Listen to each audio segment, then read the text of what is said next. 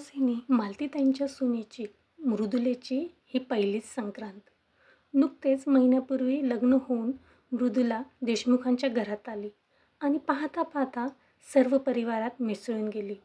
सर्वांशी प्रेम आपुलकीने बोलणारी मृदुला मालतीताईंच्या गळ्यातील ताईत बनली. मृदुलेची पहिलीच संक्रांत म्हणून मालतीताईंनी तिळाचे लाडू बनवले. मृदुलेकरवी सुहासिनींना वाटण्यासाठी वाण आणले.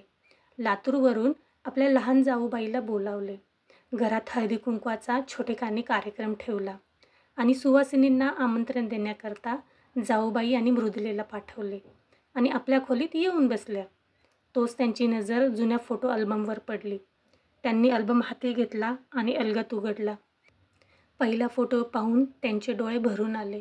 तो फोटो मालतीताई, विजयराव आणि अविनाशचा होता.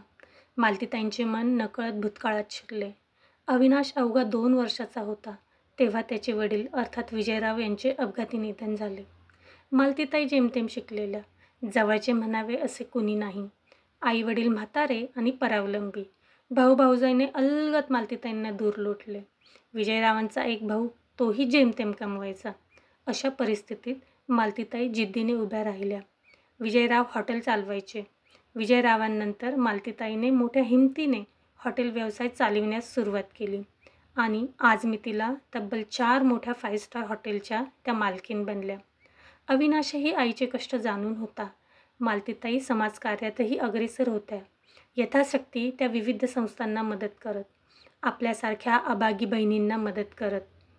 पण आज हळदी कुंकवाचा कार्यक्रम असल्याने मुद्दामच त्यांनी सहभागी होण्याचे टाळले होते. सर्व सुवासिनी वेळेत हजर झाल्या. थट्टामस्करी गप्पांना उधाण आले. पण मृदुलेची नजर कुणाला तरी शोधत होती हे अविनाशच्या काकूने हेरले. काय ग मृदुला, कुणाला शोधत आहेस? काकूने विचारले. पहा ना काकू, सगळ्या आल्या तरी आई अजून खोलीबाहेर येईनात. त्या आल्याशिवाय हळदी कुंकू कसं करणार? मृदुला रडवेल्या स्वरात उत्तरली. अगं वेडी का खुळी तू? तुझी सासू ह्या कार्यक्रमात सहभागी होऊ शकत नाही. हा सण सुवासिनींचा असतो, विधवांचा नाही. काही पण खुळचटपणा करून आलेल्या बायांचा रोष पत्करून नको म्हणजे झालं, नाक मुरडत काकू म्हटली. काकूच्या नादी लागण्यात अर्थ नाही हे मृदुलेने ओळखले. ती तडक मालतीताईंच्या खोलीत गेली आणि बळजबरीने त्यांचा हात धरून घेऊन आली. कुणी काही बोललं नाही, पण मृदुलेच्या नजरेतून प्रत्येकीच्या कपाळावर पडलेली आडी सुटली नाही. मला माहीत आहे, मी आईंना घेऊन आले हे तुम्हाला कुणालाच आवडलेलं नाही.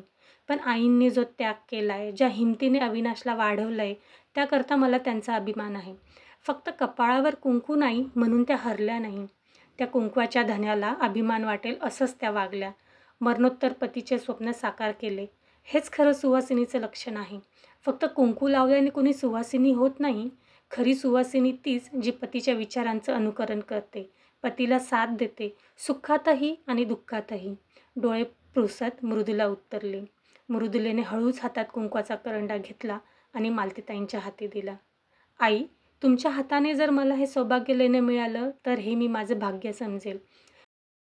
ज्या हाताने संसाराची धुरा पेलली, संकटांचा सामना केला, सर्वांवर सुखाची छाया धरली, त्या हाताने मिळालेलं हे कुंकवाचे दान नक्कीच अक्षय असेल, मृदुला उत्तरली. थरथरत्या हाताने मालतीताईने मृदुलेला कुंकवाचा करंडा सोपवला. सर्व स्त्रियांना आपली चूक समजली. त्यांनी मालतीताईंची माफी मागितली.